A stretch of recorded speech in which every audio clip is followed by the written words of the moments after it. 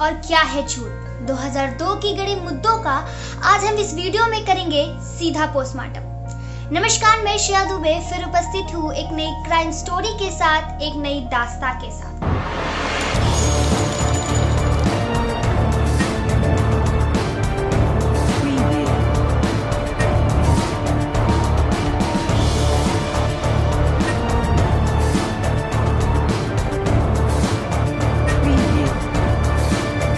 आज हम बात करेंगे 2002 की एक ऐसे क्राइम स्टोरी की जो गाजियाबाद में फरवरी महीने की गुलाबी ठंड में राजनीतिक गर्मागर्मी के बीच उमस छेड़ चुकी थी। ये बात साल 2002 की 16-17 फरवरी की है, जब गाजियाबाद में नीतीश कटारा कांड घटित हुआ। ये दर्दनाक मौत एक ऐसे काबिल और मासूम की थी जिसकी कोई भी गलती नहीं थी, पर उसे अपनी जान गंवानी पड़ी।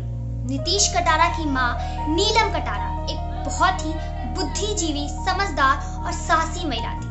जिस मां के जवान बेटे की ऐसी दर्दनाक हत्या की जाए, वो मां टूटने के बजाय इंसाफ की एक नई जंग छेड़। नीतीश कटारा गाजियाबाद के institute of management and technology में पढ़ा करते थे। वहां उनकी मुलाकात भारती यादव से। भारती यादव डीपी यादव की सुपुत्री है। जी हाँ, आपने सही सुना, मैं वही डीपी यादव की बात कर रही हूँ जो सपा के पूर्व सांसद भी रह चुके हैं और साथ ही साथ गाजियाबाद के नामी ग्रामी बाहुबलियों में से डीपी यादव एक है। नीतीश और भारती का रिश्ता पहले दोस्ती से पनपा और धीरे धीरे समय बीतते बीतते ये दोस्ती प्यार में बदली। नीतीश कटारा ये जानते थे कि भारती यादव डीपी यादव की सुपुत्री है, परंतु इसके बावजूद भी वो भारती यादव से अपना जुड़ाव कम नहीं कर सके। डीपी यादव के परिवार को जब ये बात पता चली तो डीपी यादव का बड़ा बेटा विकास यादव और उसका चचेरा भाई विशाल यादव को ये रिश्ता बिल्कुल ही पसंद नहीं था। वो विशाल और विकास यादव नीतीश कटारा और भारती यादव के इस रिश्ते से बिल्कुल ही नाखुश थे। उन्होंने कईयों बार इसे लेकर नीतीश कटारा को जान से मारने की धमकी भी दे चुके थे। इसी बीच एक शादी के फंक्शन में दोनों परिवारों ने शिरकत की, जिसमें डीपी यादव की सुपुत्री भारती यादव, विशाल यादव, विकास यादव भी उपस्थित। उधर से नीतीश कटारा भी इसमें उपस्थित थे। चूंकि दोनों भाइयों ने शादी के फंक्शन में नीतीश कटारा और भारती यादव को पहले से ही बात करते हुए देख रखा था, जिससे दोनों भाइयों में गुस्सा भर आया और दोनों फंक्शन से सीधा निकलकर गाजियाबाद की सुनसान सड़कों में अपनी कार में बैठकर अपने दोस्त सुखदेव पहलवान के साथ ड्रिंक करने लगे। उन्होंने नीतीश कटारा को भी अपने साथ ड्रिंक करने के लिए इनवाइट किया। नीतीश को भी कोई वहम नहीं था और वो भी इसके लिए स्वीकार हो गया। चारों कार में बैठकर कहीं जाने लगे। नीतीश को क्या पता था कि वो कभी वापस नहीं आएगा। ये रात, ये ड्रिंक, ये सफर उसके लिए आखिरी जिंदगी का सफर बन चुका था। रात काफी हो चुकी थी और बेटा घर लौटकर नहीं आया था। नीलम कटारा काफी परेशान और चिंतित थी। रात भर उसने अपने बेटे के इंतजार में गुजारा और सुबह सुबह गाजियाबाद कविनगर पुलिस स्टेशन पर जा पहुंची। कविनगर पुलिस स्टेशन में उन्होंने एक रिपोर्ट दर्ज कराई, जिसमें लिखा था, मेरा बेटा नीतीश कटारा, जिसकी उम्र 24-25 साल की है, वो एक शादी के फंक्शन में गया था। वहाँ यादव परिवार भी सम्मिलित था। क्योंकि हमारा यादव परिवार से पहले से ही मनमुटाव चल रहा था, इसलिए मुझे पूरा यादव परिवार पर शक है। जैसे ही इस कांड से यादव परिवार का नाम जुड़ा, ये बात हर चैनल की सुर्खियां बन चुकी थी।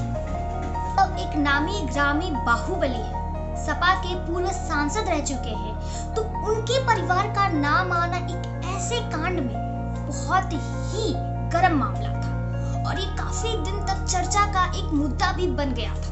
बहुत काफी दिन इस बात को टाना गया, खींचा गया और बहुत ही दिन ये खबर चली। का इस कांड से जुड़ाव था, यादव परिवार का इस कांड में नाम था, इसलिए ये बात आग की तरफ फैल गई। यादव परिवार पर शक यकीन पे तब बदला जब फंक्शन में पूछताछ करने पर ये पता चला कि नीतीश कटारा को आखिरी बार विशाल और विकास यादव के साथ कहीं बाहर जाते हुए देखा गया। फिर ये बात पता चलते ही विकास और विशाल यादव की बहुत तेजी से पड़ताल होने लगी। दोनों ही गाजियाबाद से गायब हो चुके थे। दोनों को ढूंढा जाने लगा। मर्डर के करीब 20 दिन बाद एमपी के रेलवे स्टेशन पे दोनों भाइयों को पहचान लिया गया। एमपी पुलिस स्टेशन में दोनों भाइयों को ले आया गया और कविनगर पुलिस स्टेशन से कांटेक्ट करके उन्हें वापस गाजियाबाद कविनगर पुलिस स्टेशन भिजवा दिया। फिर इसकी जानकारी यूपी पुलिस स्टेशन को दिया गया। यूपी पुलिस स्टेशन तुरंत सक्रिय हुई और दोनों भाइयों को हिरासत में लेकर वापस गाजियाबाद का नीतीश कटारा की लाश मिलने के बाद ऐसी दर्दनाक हत्या होने के बाद ये बात हर जगह चलने लगी। हर नुक्कड़ पे इस बात का चर्चा होने लगा। मुख्य विषय बन चुका था नीतीश कटारा मर्डर केस। हर नुक्कड़, हर रास्ते पे नीतीश कटारा मर्डर केस की बातें होने लगी। देश में कई तरह के राइट्स बनने लगे, कई तरह की संस्थाएं खुलने लगी, कई तरह के लॉज बनने लगे। पूछताछ करने के दौरान विशाल और विकास ने उन पर लगाए हुए एक आरोप को खारिज कर दिया। उन्होंने बताया कि हमारा नीतीश कटारा से कोई भी मुलाकात नहीं था, परंतु पुलिस के मुसक्किते जांच के दौरान दोनों ने आखिर ये स्वीकार किया कि उन्होंने ही नीतीश कटारा की हत्या की है। दरअसल उन्होंने ये बात बयां किया कि उन्हें अपने बहन भारती यादव और नीतीश कटारा का यह प्रेम संबंध बिल्कुल ही अस्वीकार्य था। उन्होंने कई बार इसे लेकर नीतीश कटारा को जान से मारने की धमकी भी दी है, परंतु नीतीश इससे पीछे नहीं हटा। इसलिए उन्होंने गुस्से में मौका पाते ही नीतीश कटारा को मौत के घाट उतार दिया। उन्होंने नीतीश कटारा को अपने साथ ड्रिंक करने के लिए बुलाया। उनके साथ उनका मित्र सुखदेव भी इस घटना में पूर्ण शामिल था। ड्रिंक के बहाने कार में बैठाकर गाजियाबाद के सुनसान सड़क पर ले गए, जहां उन्होंने नीतीश कटारा के मर्डर को अंजाम दिया। बहन का प्रेम संबंध अस्वीकार्य था, इसलिए उन्होंने एक मासूम की हत्या कर दी। एक माँ से उसके बेटे को हमेशा के लिए छीन लिया, उसके बुढ़ापे के लाठी को छीन लिया, क्योंकि उन्हें अपनी बहन और नीतीश कटारा का यह प्रेम संबंध बिल्कुल ही अस्वीकार्य। दोनों भाइयों की फिर कोर्ट में पेशी हुई। दोनों भाइयों को 25-25 साल की सजा न्यायपालिका ने सुनाई।